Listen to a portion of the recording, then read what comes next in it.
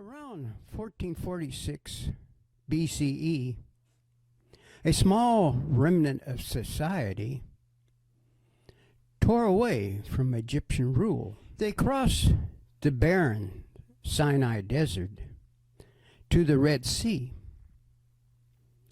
chased by the fury of Pharaoh's army, using what they could carry to survive with when they quickly picked up and left Egypt.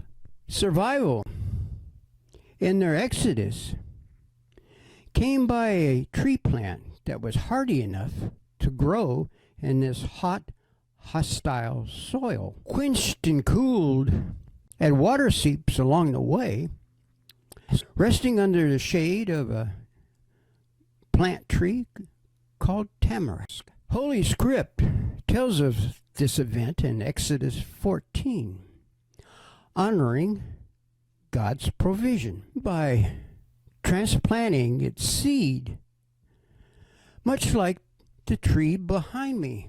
Quadruple centuries later, in another land, a small band of indigenous inhabitants called ancestral pueblos, fed by the hand of God, populated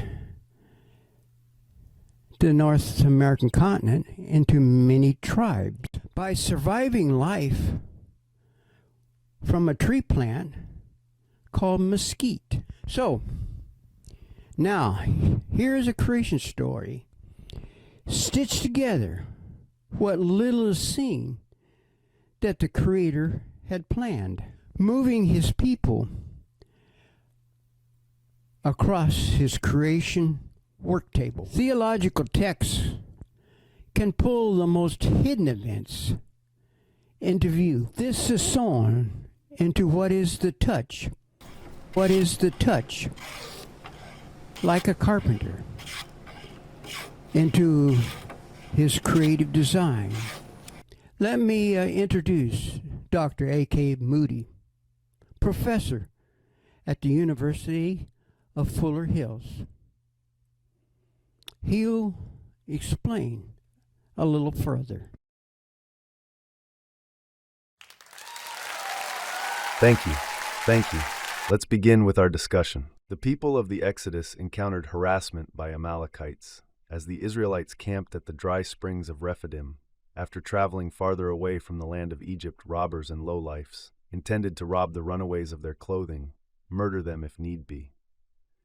Exodus leader Moses appealed to Joshua, his assistant, who made strong boughs of tamarisk wood, able to bend and shape for maximum power, asking, "Make many of these, for we fight the Amalekites with strength and favor the Lord gives to the wood in our midst."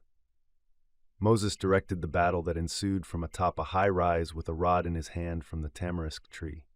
Victory was noted in Exodus 17:9-13 by a word, "I will hold up the rod of God against Israel's enemy." If I may, Professor, there's something I'd like to add to this. Sure, go ahead. Mornings, when the sun became more intense, the Israelites rested after early morning activities, seeking the cool of a tamarisk tree because of its provision of manna, excreted honeydew droplets that harden in the afternoon sun.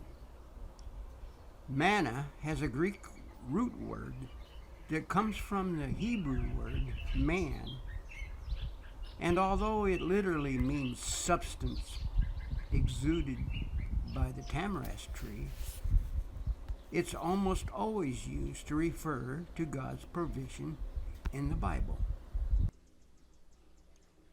By midsummer, the tamarisk tree formed a bean-like capsule containing seeds that the Israelites ground into flour, sweetened with honeydew, and made into dry cakes, just enough for day-to-day substance.